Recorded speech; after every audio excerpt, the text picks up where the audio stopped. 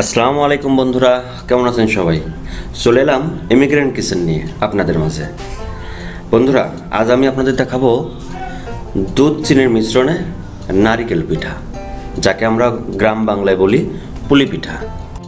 তো বন্ধুরা, চলুন দেখে নিই পুলি পিঠা কীভাবে তৈরি করে। তবে তার আগে যারা আমার চ্যানেলটিতে নতুন তারা অবশ্যই আমার চ্যানেলটা সাবস্ক্রাইব করে দেবেন এবং পাশে থাকা বেল আইকনটি বাজিয়ে দেবেন। চলুন উপকরণগুলো আমরা দেখে নেব কিভাবে এবং কি কি লাগবে এই পুলি পিঠা তৈরি করতে।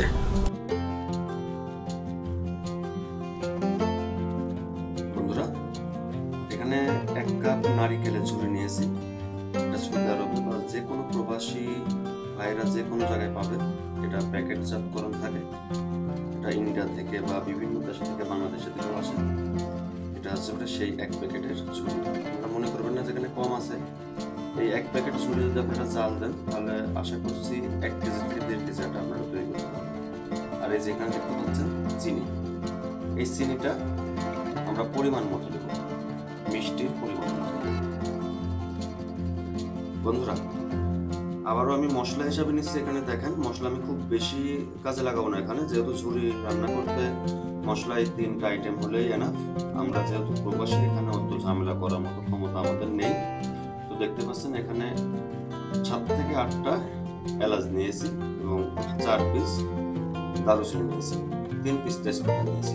এগুলো দিয়ে আমরা রান্না করব। ঝুড়িটা রান্না করার উদ্দেশ্যে আমরা একটা কড়াই নিয়ে নিলাম। এই কড়াইয়ের ভিতরে আমরা নারকেলের ঝুড়িটা দিয়ে দিলাম, তার সঙ্গে মিষ্টির পরিমাণ অনুযায়ী চিনি দিয়ে দিলাম। বন্ধুরা, দারুচিনি দিয়ে দিলাম, এলাচ এবং তেজপাতাও দিয়ে দিলাম। এখন আমরা ম্যারিনেট করব। বন্ধুরা, আমিও কিন্তু এই পিঠা বানানোর জন্য একদমই নতুন। তো আমরা যতটুকু শুনেছি এই ঝুড়ি নারিকেলে তেল মিক্সড করা থাকে, তাই আমরা তেল আর নতুন করে দিলাম না। তো আমরা এই তেলেই এবং মশলা যুক্ত করে দিয়েছি। এখন আমরা ভাজি করার চেষ্টা করব। চলুন দেখে নিই কেমন হয়। ভালো করে নাড়া দিতে থাকুন আর চুলার আঁচটা অবশ্যই মাঝারি আকারে রাখবেন, তাহলে লেগে যাওয়ার সম্ভাবনা কম। আর আশা করছি লাগবে না। তো বন্ধুরা, আমি এখানে আপনারা যদি মনে করেন পানি বা তেল ইউজ করতে পারেন, কোনো সমস্যা নাই। আমি কিন্তু কোনো কিছু ইউজ করলাম না। তো দেখতে থাকুন। ঝুড়ি ভাজার জন্য সম্পূর্ণ প্রস্তুতি শেষ করেছি। আশা করছি আমার ঝুড়ি ভাজা হয়ে গেছে। চিনির কারণে ঝুড়ির কালার সাদা হয়ে থাকলো, গুড় দিলে হয়তো বা লালচে কালার হতো। আমি এখানে 1 কেজি পরিমাণের আটা ব্যবহার করব। আপনারা কম বা বেশি আপনাদের ইচ্ছা মতন ব্যবহার করতে পারেন, তবে 1 কেজি ওজনেরই আমি ব্যবহার করব। আমি কিন্তু পানি গরম করে রেখেছি আলাদা করে। আমি গরম পানি দিয়ে এই আটার কাইটা তৈরি করব। আপনারা অল্প অল্প পানি দিয়ে কাইটা তৈরি করার চেষ্টা করুন। একবারে বেশি পানি দিলে হয়তো নরম হয়ে যেতে পারে, তাই আস্তে আস্তে চেষ্টা করুন। আমরা কিন্তু পরিমাণ চাই না, কারণ আমরা ছেলে মানুষ, তাই আমরা চেষ্টা করব অল্প অল্প পানি দিয়ে। চেষ্টা করতে থাকুন মনের ইচ্ছা দিয়ে, অবশ্যই আপনারা পারবেন। প্রবাসী বন্ধুরা, শীতের টাইমে কেউ পিঠা পছন্দ করেন না এমন লোক খুব কমই পাওয়া যাবে। তাই আমাদের এই ছোট্ট চেষ্টা অবশ্যই আমরা সফল হব। দেখুন, আমরা কিন্তু পেরেছি আটার কাইটা তৈরি করতে। আপনারাও চেষ্টা করবেন, আস্তে আস্তে অবশ্যই পারবেন। প্রবাসী বন্ধুদের আমি বিশেষ করে বলছি, আপনারা ভিডিওটা খুব মনোযোগ দিয়ে দেখবেন, তাহলে আপনারা পারবেন। আর এই শীতের দিনে পিঠা খুবই জনপ্রিয়, তাই পিঠা সবাই পছন্দ করে, আমরাও পছন্দ করি। আমরা এই টাইমে বাড়িতে মায়ের হাতে বা বোনের হাতে বা বাড়ির মহিলা মেম্বারদের হাতে আমরা পিঠা খেয়ে থাকি। আজ আমরা দূরে আছি তাই তাদেরকে মিস করছি। তবে কথা দিলাম, ভিডিওটা দেখলে আর মিস করবেন না। হয়তোবা অনুভূতি জাগবে, কিন্তু পারবেন আপনারাও খেতে। চলুন চেষ্টা করি। একটা রুটি বানানোর জন্য যতটুকু পরিমাণ আটা লাগে নিয়ে নিন এবং বলয় তৈরি করুন এভাবে। সাথে হালকা শুকনো আটা দিবেন, সহজ হবে আপনাদের। এবং আটাটা এপাট ওপাট অবশ্যই মাখিয়ে নেবেন। তারপরে চলুন বাকি অংশটা দেখে নেব। বন্ধুরা, পাট টু পাট মিস করবেন না, অবশ্যই টেনে টেনে দেখবেন না, ভালো করে মনোযোগ দিয়ে দেখবেন, পারবেন আপনারা। হ্যাঁ বন্ধুরা, দেখে নিন কীভাবে আমরা রুটির আটাটা রেডি করছি। এখন কিন্তু রুটির এপাশ ওপাশ আটাও মাখিয়ে নিয়েছি। এখন আমরা বেলুন দিয়ে জাস্ট রুটিটা তৈরি করব। আমরা চেষ্টা করছি গোল করে তৈরি করার, তবে আপনারা মনে করবেন না যে গোল না হলে হবে না, কারণ আমরা তো এটা কেটেই নেব। দেখুন আমার এক প্রবাসী ভাই কত সুন্দরভাবে রুটি। বন্ধুরা, আমার এক সহপাঠী খুব সুন্দর করে রুটি তৈরি করছে। ভাবতেই পারবেন না একটা ছেলে মানুষ কত সুন্দর করে রুটি তৈরি করতে পারে। তো চলুন দেখে নিই। এখন গিলাস দিয়ে আমরা পরিমাণ মতো করে কেটে নেব। আমরা এই রুটির থেকে 5টা রুটি পেয়েছি। আমরা চেষ্টা করব রুটিটা একটু বড় করে তৈরি করার। প্রথম তো তাই আমরা ভয় পেয়েছিলাম, তো দেখা যাক হয়েছে যেহেতু আমরা পারবো ইনশাল্লাহ। আমরা আরও একটা রুটি তৈরি করার জন্য রেডি করছি, দেখতে থাকুন, মনোযোগ দিয়ে দেখবেন, আশা করছি পারবেন। হ্যাঁ বন্ধুরা, দেখুন কিভাবে তৈরি করছে রুটি। আমার এই দক্ষ প্রবাসী ভাই আসলে অনেক সুন্দর কাজ পারে। তো আমরা চেষ্টা করি আর কি আপনাদের মাঝে কাজগুলো তুলে দেওয়ার জন্য। চলুন আমরা এগুলো কেটে দেখে নিই। দেখতে পাচ্ছেন আমরা যে গ্লাসটা ইউজ করেছি সেটা স্টিলের গ্লাস ছিল। আপনারা যে কোনো কাপের মুখ বা যে কোনো সাইজ অনুযায়ী একটা কোটার মুখ হলেও হবে। যেভাবে পারেন আপনারা এভাবে করে কেটে সংগ্রহ করে নেবেন। চলুন আমরা এগুলো দিয়ে একটা একটা করে পিঠা তৈরি করব। একটা করে রুটি হাতে নিয়ে নিন এবং রুটির মাঝখানে আমরা যে ঝুড়িটা ভেজে রেখেছিলাম সেই ঝুড়ি পরিমাণ মতো দিয়ে দিন। পরিমাণ মতো দিয়ে মাঝখানে চাপ দিয়ে এভাবে আপনারা 2 মাথা লাগিয়ে দিন। মুখটা মারা হয়ে গেলে আপনারা যদি পারেন ডিজাইন করবেন, না পারলে করবেন না। যেমন আমি পারি না, আমি কিন্তু করি নাই, তবে আপনারা পারলে অবশ্যই চেষ্টা করবেন। দেখুন একটা পিঠা বানানো কিন্তু হয়ে গেছে। এভাবে করে পর্যায়ক্রমে সবগুলো রুটির পিঠা বানিয়ে নেব। চলুন আরও একটা পিঠা তৈরি করে নিই। খেয়াল করবেন, ভালো করে দেখবেন। এভাবে করে প্রতিটা পিঠা তৈরি করবেন। শীতের দিন সবাই পিঠা পছন্দ করে। প্রবাসে সবাই সবার বন্ধু, তাই আমাকে আরও একটা বন্ধু সাহায্য করার জন্য এগিয়ে আসলো এবং সেও পিঠা তৈরি করছে। আমার থেকে অবশ্য সুন্দর তৈরি করেছে সে।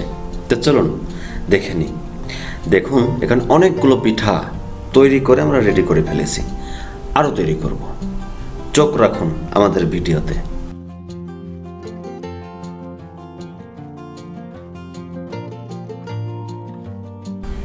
সবাই মিলে যদি কাজ করি আনন্দও হয়, আবার কাজটাও তাড়াতাড়ি হয়ে যায়। তো পিঠা বানানো হয়ে যাচ্ছে এখন। তো দেখুন সবগুলো পিঠা আমাদের রেডি হয়ে গেছে। এখন আমরা এই পিঠাগুলো তেলে ভেজে নেব, তাহলে আরও সুস্বাদু হবে। চলুন তেলে ভেজে নিই। দেখুন চুলায় তেল দিয়ে দিয়েছি এবং তেল গরম হলে একটা একটা করে যতগুলো আটে দিয়ে দেবেন। তেল একটু বেশি দেওয়ার চেষ্টা করবেন, ডুবো ডুবো করে, তাহলে পিঠা ভাজি ভালো হবে। আমরা যতটুকু পেরেছি ততটুকু দিয়েছি, আপনারা যতটুকু পারবেন ঠিক ততটুকুই দিবেন। একটা একটা করে সবগুলো পিঠা দিয়ে দিয়ে নাড়া দিয়ে দিন। পিঠা হতে কিন্তু খুব একটা বেশি টাইম লাগবে না, কারণ আমরা তেলটা অনেক গরম করে নিয়েছি, তাই খুব অল্প সময়ের ভিতরেই পিঠা ভাজি হয়ে যাবে। পিঠা এক পাট হয়ে গেলে আর এক পাট হওয়ানোর জন্য উল্টিয়ে দিন এবং দ্বিতীয় পাটও যখন হয়ে যাবে তখন সুন্দর করে উঠিয়ে নিন, একটা পাত্রে সংগ্রহ করে নিন। পিঠার কালারটা কিন্তু অনেক সুন্দর হয়েছে। আমরা ঠিক যেমনটা চেয়েছিলাম আমাদের মনের মতো হয়ে গেছে। অনেকের কাছে ভালো নাও লাগতে পারে, তাতে আমার কিছু করার নেই, কারণ আমরা যতটুকু পেরেছি ততটুকুই চেষ্টা করেছি। তো আশা করছি আপনাদের কাছে ভালো লাগবে, আপনারা দেখতে থাকুন। আর প্রবাসী ভাইদের বলছি আবারও ভালো করে মনোযোগ দিয়ে দেখবেন। আপনারা এই শীতেই পিঠা বানিয়ে খাবেন, রেসিপিটা উপভোগ করুন। দ্বিতীয়বার দিয়ে দিয়েছি, একসার আগেই হয়ে গেছে, আর একসার শুরু করলাম। এভাবে পর্যায়ক্রমে যতবার দেওয়া লাগে দিয়ে ভাজি করে উঠিয়ে নিন। তো বন্ধুরা রেসিপির শেষ পর্যায়ে আমরা আমরা কিন্তু এই ভাজি পিঠাটাও রান্না করব আবার দুধ, পানি, মশলার মিশ্রণে। চলুন বাকি অংশগুলো দেখে নেব। হ্যাঁ বন্ধুরা, পরের চারটা উঠিয়ে নিন এবং সংগ্রহ করে রেখে দিন। বেশ সুন্দর হচ্ছে।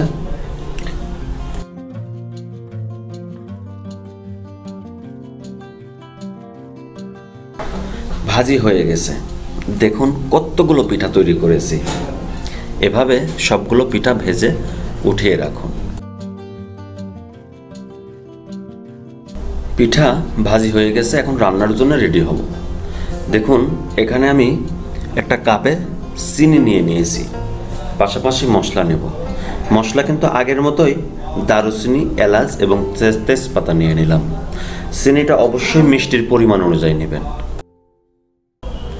কিছু সংখ্যক পানি সুন্দর করে গরম করে নিলাম, পরিমাণ মতো নেবেন, খুব বেশি নেওয়ার দরকার নেই। এবং চিনিটা ঢেলে দিলাম, তারপর নাড়া দিয়ে পানিটা গুলিয়ে নিন। আমি এখানে দুধ ব্যবহার করব, তো চলুন আগে মশলাটা দিয়ে দিই। দারুচিনি, এলাচ, তেজপাতা আমরা এখনই দিয়ে দিব এবং হালকা জাল দিয়া তারপরে দুধটা ঢেলে দেব। আমি বন্ধুরা এখানে 2 লিটার দুধ ব্যবহার করেছি। আপনারা চাইলে বেশি ব্যবহার করতে পারেন, চাইলে কম ব্যবহার করতে পারেন, সমস্যা নেই। দুধটা ঢেলে দিয়ে অবশ্যই সুন্দর করে ফুটিয়ে নেবেন। দুধটা যখন ফুটে যাবে বা পানিটা একটু কমে যাবে, তখন আপনারা পিঠাগুলো দিয়ে দিবেন। পিঠাগুলো সুন্দর করে একে একে সবগুলো দিয়ে দিন। আপনার যদি ভাজা পিঠা খেতে ইচ্ছা হয় তাহলে অবশ্যই আগে ভাগে রেখে দিবেন, কারণ আমি ভাজা পিঠা একটু বেশি পছন্দ করি। তাই আমি ভাজা পিঠা একটু বেশি ভালো খাই। তাই আমার মা রান্নার আগেই আমার জন্য ভাজা পিঠা রেখে দিত। আমি আমার মাকে আজ খুব মিস করছি। লাভ ইউ মা। আপনারা সবাই এই সময় হয়তো বা ইমোশনাল হয়ে পড়বেন, বাড়ির কথা মনে করবে, তো কিছুই করেন না, এটা প্রবাস। এখানে সবাই এভাবেই কষ্ট করে। তো বন্ধুরা চলুন আমরা পিঠাটা নাড়া দিয়ে সুন্দর করে দুধের সঙ্গে মিশিয়ে দিই। ভালো করে মিশিয়ে ঢেকে রাখবেন। আমি কিন্তু পিঠাটা এখন পরিবেশন করব না, পরিবেশন করব আরও 5 থেকে 6 ঘন্টা পর। আর এখন তো রাত, তাই এখন আর করবই না, তাই আমরা সকালে খাবো। ইচ্ছা করলে এখনও খেতে পারবেন, তবে সকালে খেলে অত্যন্ত সুস্বাদু লাগবে। একটু বেশি টাইম ভিজিয়ে রাখলে পিঠার সঙ্গে রসটা খুব সুন্দরভাবে মিশে যাবে এবং রসালো হয়ে যাবে, তখন খুবই ভালো লাগবে। তো বন্ধুরা আমাদের রেসিপি শেষ হয়ে গেছে। আশা করছি আপনাদের কাছে ভালো লাগবে। আর যদি ভালো লাগে তাহলে অবশ্যই আমার চ্যানেলটা সাবস্ক্রাইব করবেন এবং পাশে থাকা বেল আইকনটি বাজিয়ে দেবেন। ভালো লাগলে লাইক এবং কমেন্ট করবেন আপনাদের মূল্যবান মতামত জানানোর জন্য, এবং শেয়ার করে আপনার অন্যান্য বন্ধুদের দেখার সুযোগ করে দেবেন, সেও যেন এই পিঠা মিস না করে। তো বন্ধুরা আপনাদের সুস্থতা কামনা করি, সব সময় আপনারা ভালো থাকবেন। আমি বিদায় নেব ইমিগ্রেন্ট কিচেন থেকে। আবারও আসব কোনো এক রেসিপি নিয়ে আপনাদের মাঝে। ভালো থাকবেন সবাই। আপনাদের সুস্থতা কামনা করে এবং সুস্বাস্থ্য কামনা করে বিদায় নিচ্ছি। আল্লাহ হাফেজ।